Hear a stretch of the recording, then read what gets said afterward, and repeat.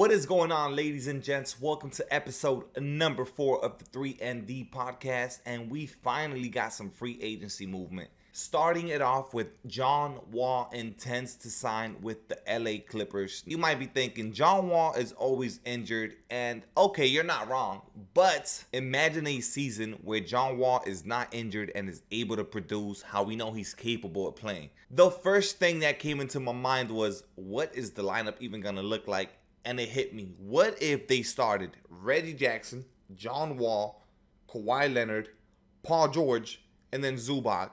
That's a scary starting five. See, the thing is that with a healthy Kawhi Leonard, the Clippers are going to be a top team in the West, no matter what. Paul George is looking like the old PG. I love what Reggie Jackson brings to the team. So if they get John Wall and he's locked in on the task at hand, this Clippers roster right here, it's going to be one of my favorites. I've always loved John Wall's game. It's just been an absolutely injury-riddled career, and it sucks. It absolutely sucks because the dude is extremely talented. A super explosive first step, athletic guard that could get to the rim at will. Mid-range is game. Able to hit from the outside. Don't really know how efficient he is, but I just love his game all around. And just think about what Ty Lue could do with a roster that's built that way. And then they got Nicholas Batum, Norman Powell. They just got so many pieces. I'm trying to think where they would be seated in the West. And I'm just thinking, like, if they're healthy, they got to be a top 4 team. No doubt about it. And I just think Kawhi is coming into the season looking for blood after missing an entire season last year. That's just wasted time. But all in all, it's really good. The Rockets get to move on from that contract. They knew that they were not going to play John Wall. They just had to figure out how this would get done. So going into free agency, the plan is that John Wall will be signing with the LA Clippers. And to be honest, I'm just happy for John Wall. That's a great destination. He's going to be in LA.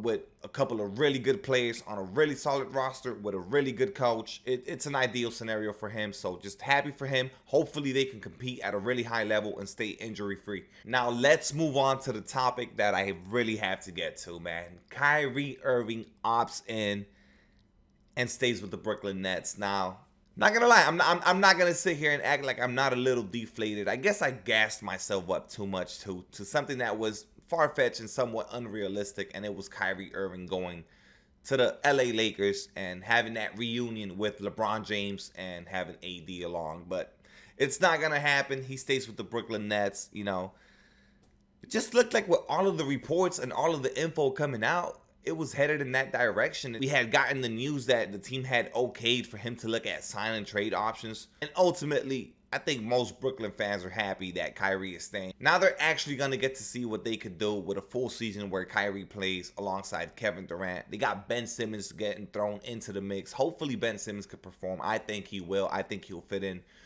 with both of those guys, and he's going to be able to defend, play at a high level.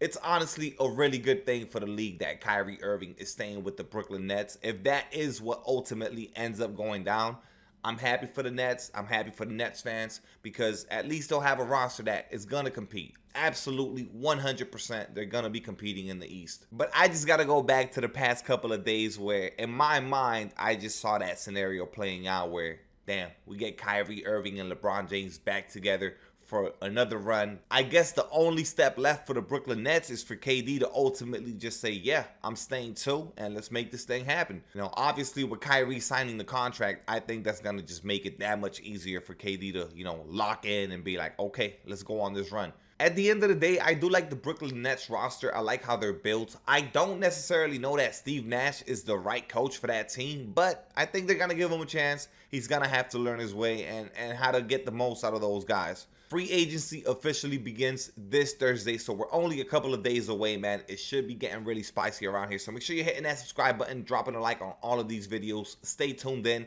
I'm looking forward to seeing what happens with Jalen Brunson. Also, John Collins is looking like the Hawks are going to move on from him, so I want to see where he ends up. It's going to be a lot of movement, a lot of trades, a lot of signings going on within the next couple of days. So stay tuned in to the podcast. Shorter episode today. I just had to bring this John Wall news to you guys and Kyrie Irving staying with the Brooklyn Nets. Sorry for not having the new look to the podcast. I just had to get this episode out quickly. I hope you guys understand. I'm going to catch you guys on the next one. This has been episode 4 of the 3ND podcast. I'm checking out.